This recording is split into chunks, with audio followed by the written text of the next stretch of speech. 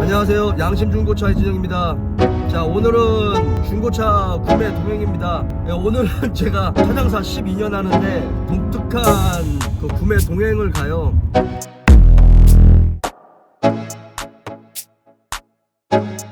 2003년식 매그너스 이글 사러 가는데 지금 옆에 계신 고객님 고객님이 지금 부끄러워가지고 어깨만 제가 보여드릴게요.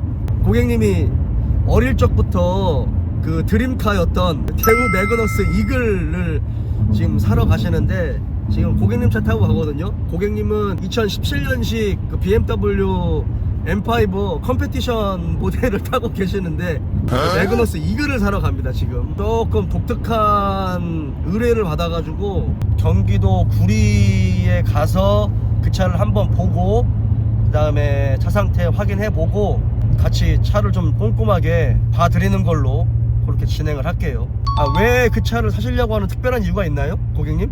20살 때부터 드림카 사고 싶어요. 제가 고객님의 그 취향을 존중하려고 하는데 근데 지금 2022년인데 2003년식 매그너스 이글을 약간 그 올드카라고 하기도 약간 애매한 거 아닌가요?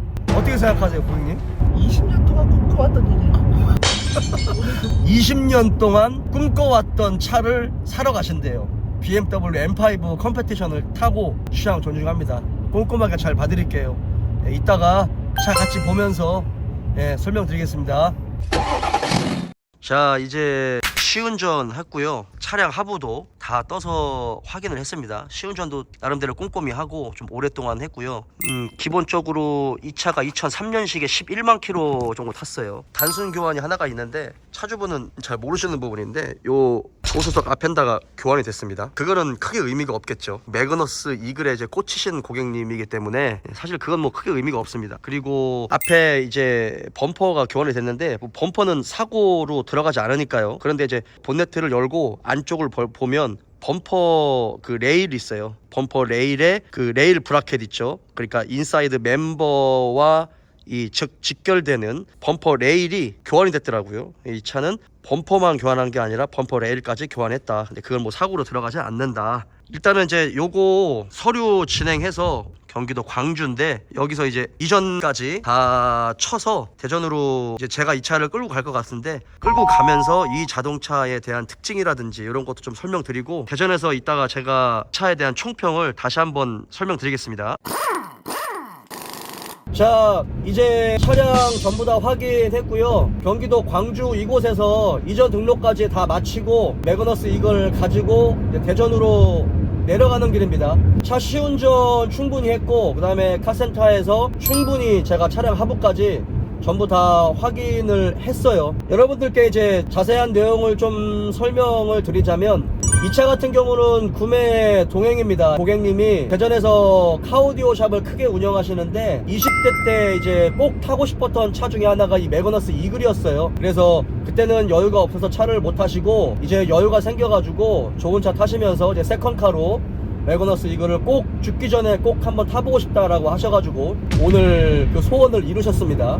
이 차는 가져가면 이제 또 복원 작업을 거쳐가지고 더 깔끔하게 차를 또 복원을 하실 것 같아요. 먼저 시운전 했을 때는 이게 2003년식에 10만 킬로 정도 탔는데 시운전 했을 때는 연식과 킬로수에 따른 잡소리가 많이 없었어요. 그리고 여기가 지금 겨울이잖아요. 겨울에는 고무 부식류가 딱딱해지기 때문에 이게 잡소리가 분명히 날 수 있는데 그 부분에서 잡소리가 거의 없다시피 했습니다. 그리고 이 차 같은 경우는 전 차주님도 관리를 좀 잘 하셨어요. 쇼겁쇼바 4개를 앞뒤 교환하셨고 스테빌라이저 링크도 4개를 앞뒤 좌우 4개를 전부 다 교환을 하셨고요. 타이어 4짝이 전부 다 교환이 돼 있었습니다. 근데 이제 로어암이라든지 뭐 볼 조인트 그 타이로드 이런 부분에 부품은 교환이 되지 않았어요. 근데 이제 고무 부트가 그렇게 손상이 되지는 않았습니다. 그래서 교환은 안 하신 것 같고 전 차주분이 등속 조인트 고무 부트는 교환을 하셨어요. 그거는 제가 확인을 했습니다.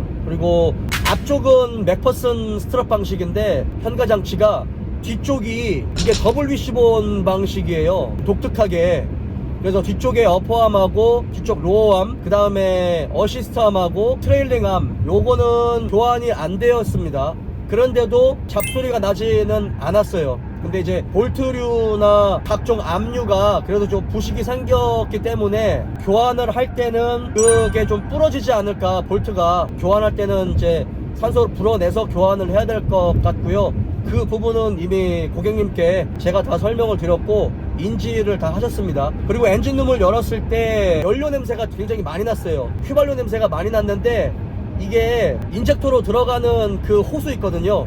인젝터로 들어가는 연료 호수 쪽에서 기름이 가솔린이 뚝뚝뚝뚝 떨어졌어요. 근데 보니까 그 호수 쪽이 이제 갈라져서 한 게 아니고 이게 연식이 아마 있다 보니까 좀 딱딱해지고 또 겨울이다 보니까 클램프 있죠, 펄거워져 가지고 연료가 좀 샜습니다. 그래서 그건 카센터에 가서 작은 십자 밴드 그걸 사용해 가지고 꽉 찝었습니다. 그러니까 클램프 2개를 이용해서 고정을 시켰더니 더 이상 연료가 새지는 않았고요. 로코암 카바 쪽에서는 오일이 많이 샜습니다. 로코암 카바 가스켓은 교환을 하지 않은 것 같아요. 근데 이제 이야기를 듣기로는 진별 6기통이잖아요. L6 6기통이다 보니까 1번이나 2번 플러그 쪽에서 오일이 좀 묻어 있었다 그래가지고 교환을 했다고는 하셨는데 플러그만 교환하시고 점막 코일은 교환하지 않으셨습니다. 그래서 이 차는 대전에 내려가서 로코암 카바 가스켓 교환을 전부 다 하고 점화 플러그하고 이제 점화 코일까지 이제 싹 교환을 할 예정이에요.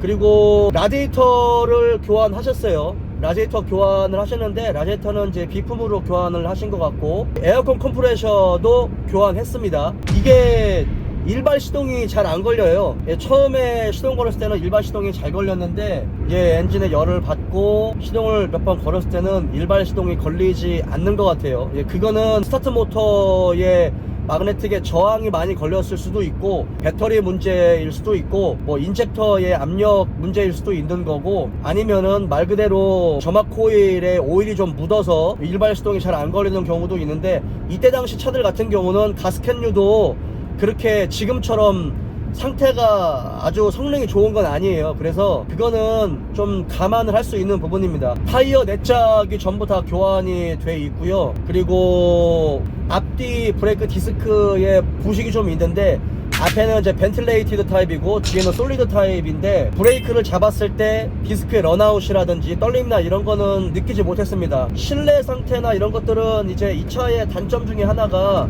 도어 트림하고 이런 햇빛 가리개 이런 것들에 이제 들뜨는 현상들이 있거든요. 그런 것들은 어쩔 수 없는 부분인데 뭐 괜찮습니다. 미션 오일을 교환하셨는데 미션 오일을 교환하는 방식이 라디에이터가 이제 미션 오일 쿨러 역할까지 같이 하고 있기 때문에 거기에 이제 인 아웃 호스가 들어가 있거든요. 교환하는 그 방식이 오일이 좀 흘러 넘칠 때까지 그렇게 이제 레벨링을 체크하는 방식이라고 하는데 뭐 그것 때문에 그런지 몰라도 그 라디에이터 전판넬 밑부분의 전판넬 쪽에 약간 미션 오일이 묻어있는 확인을 할 수 있었는데 그거는 다시 대전을 가서 한번 확인을 해봐야 될 부분이 있고요. 뭐 엔진 오일 팬에서의 약간의 미세 누유 있는 거 말고는 미션 쪽에서의 미세 누유 이런 것들은 크게 보이지 않았어요. 로코암 카바 쪽에서 누유가 있어가지고 그게 좀 밑으로 흘러내린 거 그거 말고는 누유는 보이지 않았습니다. 그리고 플로어 패널 밑에 이쪽 사이드 스커트 부분 쪽에 부식이 시작되거든요. 그러니까 이때 당시 차들은 아연 도금을 그렇게 많이 치밀하게 하지 않은 건지 모르겠지만 모든 차들의 부식이 있었어요. 이 차는 2003년식의 부식이 잘 진행되는 차라는 걸 감안했을 때는 부식이 거의 없다라고 표현을 해도 될 만큼 부식의 상태는 매우 양호했습니다. 그리고 플로어 패널 쪽에 부식은 많이 없었고 이 차의 서브프레임하고 현가장치 쪽 앞뒤 좌우는 그때 당시는 부식이 좀 잘 되는 방식이기 때문에 그런 부분에 대한 특징을 아시는 분이라면 요거는 좀 양호하다 라고 표현을 할 수 있는 부분이고 뭐 각종 고무 부식류들이 좀 그래도 양호한 상태를 유지하고 있기 때문에 운전을 했을 때 발생되는 잡소리나 현가장치에서 느껴지는 잡소리는 없습니다. 중통 교환해놨고, 그 다음에 앞에 범퍼는 교환이 됐어요. 근데 범퍼는 사고로 들어가지 않으니까요. 근데 범퍼 안쪽에 이제 범퍼 레일이 있거든요. 범퍼 레일까지는 사고로 들어가지 않지만 그래도 범퍼 레일을 교환을 하셨다, 뭐 그걸 제가 확인을 했습니다. 그리고 이제 이 자동차의 특징들을 좀 설명해드리자면, 여러분도 더 잘 아시는 것지만 이 차는 2000cc 직렬 6기통 엔진을 가지고 있어요. 이 엔진이 코드명이 이제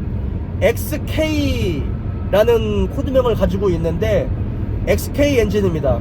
이게 이제 직렬 6기통이거든요. 이 차는 직렬, 이게 세로로 되어 있는 그런 방식이에요. 그래서 특징들이 좀 있는데요. 이게 이제 직렬 6기통 방식이 2000cc도 있고 2500cc도 있어요.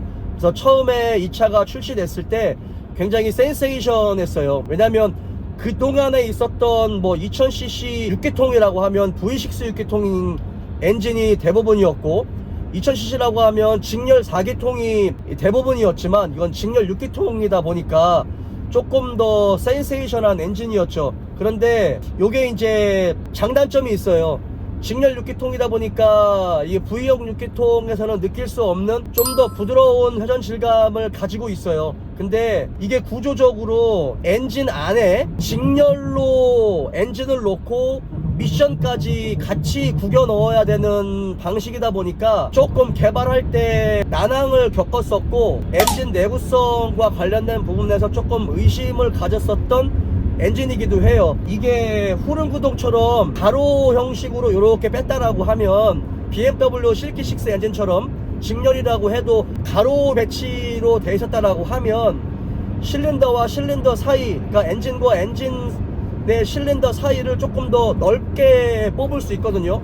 근데 얘는 이제 이 엔진을 조금 더 컴팩트하게 제작해야 되는 한계에 부딪히죠. 하지만 거기에 6기통이라는 걸 설계해야 되다 보니까 실린더와 실린더의 간격이 굉장히 촘촘합니다. 2000cc 같은 경우는 스퀘어 엔진이에요. 제가 예전에 엔진의 종류나 이런 거를 여러분들한테 제가 한번 설명을 드릴 때 숏스트로크 엔진도 있고 롱스트로크 엔진도 있고 이 스퀘어 엔진, 스퀘어 엔진이 있다라고 했는데, 스퀘어 엔진 같은 경우는 2000cc는 약간 스퀘어 엔진이에요. 이 피스톤의 보호가 75mm 정도이고 2500cc가 77mm 정도인데, 엔진의 이 보호 사이즈와 이 커넥팅 로드가 움직이는 행정의 거리가 거의 비슷한 스퀘어 엔진이죠. 그래서 2000cc 같은 경우 2500cc보다는 고속에서 조금 더 타이트한 그 회전을 가지고 갈 수 있다라는 특징을 가지고 있고, 2500cc 같은 경우는 롱 스트로크 엔진이에요.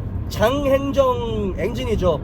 그래서 1000cc 직렬 6기통하고 2500cc 직렬 6기통하고는 조금 더 다른 특징을 가지고 있어요. 근데 2500cc 피스톤 보어의 크기가 77mm 정도 되는 게 실린더 간격이 6mm 정도로 나와 있고, 2000cc 같은 경우는 6mm 정도보다는 조금 더 두껍게 설계가 되어 있지만 그건 굉장히 얇은 거예요, 실린더와 실린더 사이가.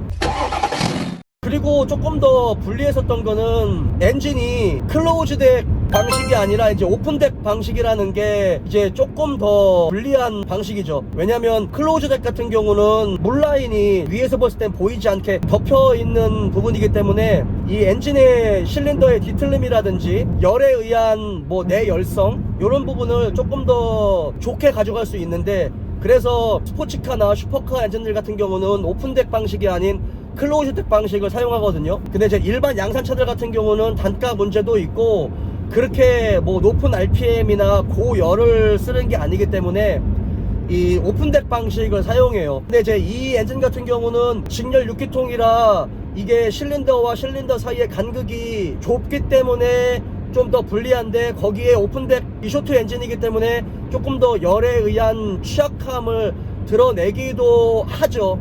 네, 그거는 기정사실입니다.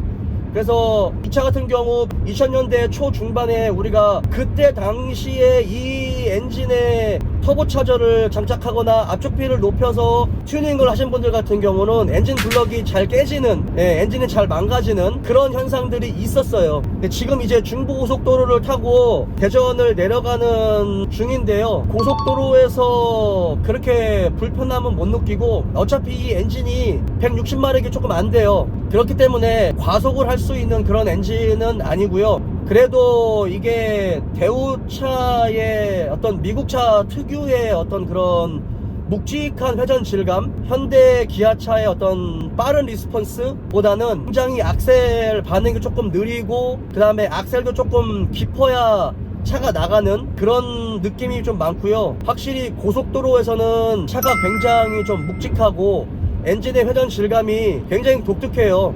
이게 회전 질감이 제가 어떻게 말로 설명을 해야 될지 사실은 잘 모르겠는데 굉장히 오랜만에 느껴보는 그런 회전 질감입니다. 차가 밟아도 그렇게 잘 나가는 건 아니에요. 그리고 이게 4단 미션이 들어가 있기 때문에 더 타이트하게 운전을 할 수도 없고 미션의 기압비가 굉장히 길어요. 4단 미션이기 때문에 더 그럴 수밖에 없는 거죠. 제가 2500cc 클래식은 2000년도 중반에 좀 몰아봤었거든요. 그러다 보니까 2500cc 차는 2000cc보다는 조금 더 잘 나간다.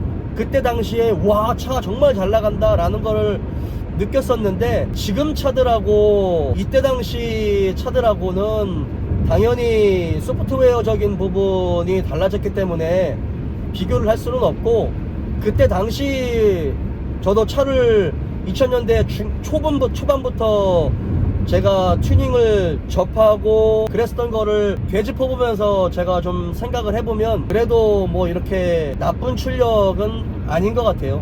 고객님이 이 차를 사기까지, 마음에 드는 매물을 사기까지 시간이 굉장히 오래 걸렸다고 제가 들었거든요. 이 전 차주분도 이 차를 사가지고 오셔가지고 오래 탈 생각으로 좀 정을 가지고 이것저것 소모품 교환을 많이 하셨고, 전 차주분보다 지금 이 차를 구매하신 차주님이 앞으로 이 차를 더 아끼고 사랑하면서 탈 수 있는 분이라는 걸 제가 알기 때문에 기분 좋게 서로가 거래를 했고요. 제가 중간에서 조율을 잘 해드렸습니다. 사고 유무나 자동차의 컨디션 이런 것들은 제가 다 확인을 했고 연식과 키로수 대비해서 봐야 되는 부분이 맞기 때문에 앞으로 어떻게 관리를 해야 되는지, 지금 당장 이제 소모품 교환은 어떤 거를 해야 되는지 뭐 이런 것들까지 다 설명을 드렸습니다. 근처에 있는 카센터에 가가지고 오랫동안 좀 차를 봤어요. 차 하부를 떠서 봤는데 제가 예상했었던 것보다 솔직히 차 상태가 조금 더 양호했어요. 부식도 양호했고 뭐 그런 부분 대비해서 잡소리도 없었고, 전 차주분도 매너가 굉장히 좋으셨고 관리를 했었던 것들이 조금 더 보였고요. 그래서 기분 좋게 거래를 했었던 것 같아요. 제가 특히나 오래된 차들, 그 중에서도 이 대우차는 제가 별로 안 좋아하거든요. 그리고 매그너스 이글은 제가 12년 동안 장사하면서 단 한 번도 거래를 하거나 팔아본 적이 없어요.